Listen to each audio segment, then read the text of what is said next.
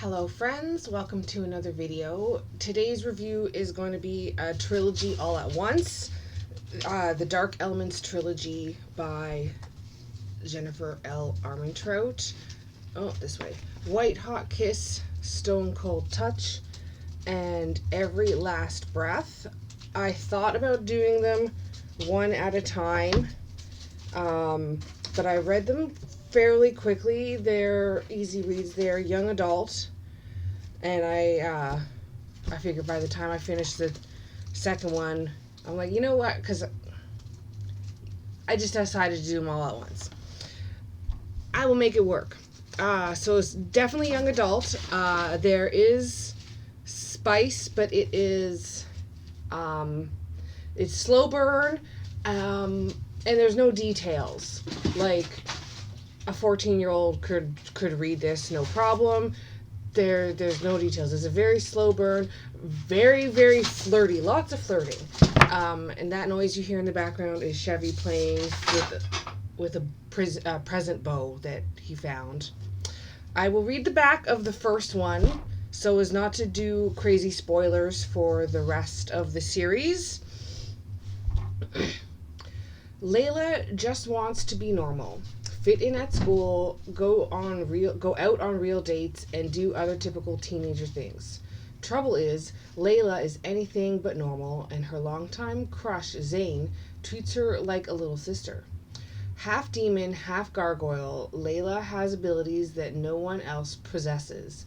And even though Zane is a warden, part of the race of gargoyles tasked with hunting demons and keeping humanity safe, Layla's kiss will kill anything with a soul, including him.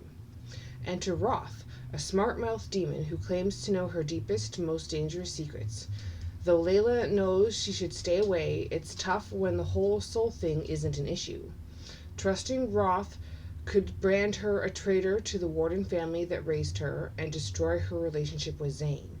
But with a violent demon uprising looming in the distance, kissing the enemy suddenly pales in comparison to the end of the world. So it is obviously a love triangle with Zane and Roth and Layla. So the characters are Layla, Zane, and Roth, obviously. Layla's best friends, Stacy and Sam, who are completely human. The boss is talked about a lot. The boss is Roth's boss, so the boss of the demons, so we can assume it's the devil. Abbott, Danica, and Nikolai are other wardens, gargoyles, along with Zane. Abbott is the leader. Nikolai is second in command. Danica is one of the female wardens that is also vying for Zane's attention. And her and Layla have a strange relationship. And then Cayman is Roth's best friend, also a demon. And Bambi is a Roth's familiar. She is a snake tattoo that can come off of him. Very cool. All the familiars in this are tattoos, like living tattoos. They can come off of the demon's body. There's more than Bambi, but Bambi is the main one. She is very, very cool. I love her. Each book sort of starts off where the next one ends. So there's small cliffhangers, but not serious cliffhangers. Like I said, it is young adult. Roth is very, very flirty and sassy. Zane has his flirty moments as well, but like I said, it's not closed door, but there are no details. Hello, sir, what are you doing? He's finding things to make a racket with. I don't know how loud you can hear that. The whole thing is written in first person from Layla's point of view. At the end of book 1 and book 2, there are bonus chapters from the boys' points of view. I think the first one is from Roth's, and the second one is from Zane's. Which is kind of nice. Little different view on that. Obviously, the whole book is about a war, stopping a war from happening between heaven and hell. And they got to keep heaven and hell secret. The population of the world knows about wardens, but just thinks they're another race that they didn't know about before, that was just hidden from them, like supernatural. But they aren't supposed to know about heaven and hell because it sort of takes away our choices and free will. So they're trying to stop as many demons as possible. And of course, Layla, being raised by the wardens, has no real idea what the demon world is like until Roth steps in and teaches her some stuff, which is also kind of interesting to see. That things are not always as they appear, which is a good lesson to learn. Of course, they're young. They're only 18. Roth and Layla are 18. Yes, Roth is actually 18. And Zane is like 21 or 22 or something like that. He's only a few years older. Danica is the same age. Stacy and Sam are the same age. They're Stacy and Sam and Layla go to school together, where a whole bunch of stuff happens.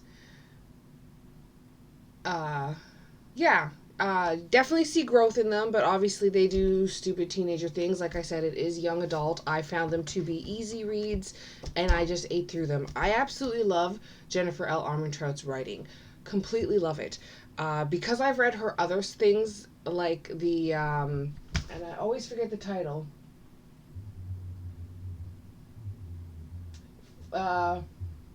Where's the first one? From Blood and Ash. I've read the From Blood and Ash series and the ones related to that, and they are very spicy. And I did not look into the fact that this one was young adult and not spicy and full of detail like her other stuff, but I still absolutely love her writing style. And if I had started with this and then gone to those ones, nothing would have changed. I still love it. And of course, so right on the front here it says Gina Showalter loves her books, and I also love Gina Showalter. If you like Gina Showalter, you will love Jennifer L. Armentrout. Also very similar to Sarah J. Maas. Great, like I said, it just hooked me. I couldn't put them down. I really was invested in the story, even though you kind of know what happens, and you can kind of guess which boy she ends up with in the end, obviously. There's a lot of up and down and some betrayals, but not serious betrayals. But I mean, she over-exaggerates them, again, because she is just a teenager. But if I was in her shoes, it would have felt like a much worse betrayal, obviously. And she's not the only one that has mixed feelings about things, because obviously the wardens have raised her as half, because she is half warden. But a lot of them have prejudice against her because she is half demon as well, even though she has a soul and she's a good person. There actually is a dragon in this series. There's a dragon. He's one of the familiars. So there's that. We only get to meet him once, though. We see him several times as a tattoo, but he only comes off and becomes a full-size dragon just once. But still very cool. Definitely lots of emotions, lots of happy and sad and angry and disappointment. People go missing. It did not make me actually cry tears. I don't think... Well, there are deaths, but they're not like... They're tertiary characters. None of the main characters actually die. You're not worried about that. I guess you could call it enemies to lovers, because they're not supposed to be, because she's been taught demons are evil. So there's that as well. I would give the whole series overall 4 out of 5 stars. Absolutely loved it. Absolutely love the writing and the angstiness and the flirting and the slow burn. I love me a good slow burn, even though the spice was smoky. I don't know what to call it because it's not closed doors, but she just doesn't give any details. Like, there's no dirty words or anything like that. Chevy's being a kitten. I'm sure you can hear him. He's playing in that box over there that's sitting right there in the corner. Anyway, 4 or 5 stars. Definitely a page turner. Super in-depth story to go with it, with some things that I didn't expect. I might. I will definitely recommend it to a lot of people. Maybe in the future I might reread it, but I don't know. I've got long. See, the problem with rereading books is I have such a long TBR. I'm never going to get to it. But that is the Dark Elements series by Jennifer L. Armentrout. This way. Sorry, guys. I hope you all really liked that review. I hope you guys check out the series. And just so you know, it's like I said, young adult, and her other stuff is much more spicy. Thank you for watching. Please like and subscribe. And I will see you guys all in the next video.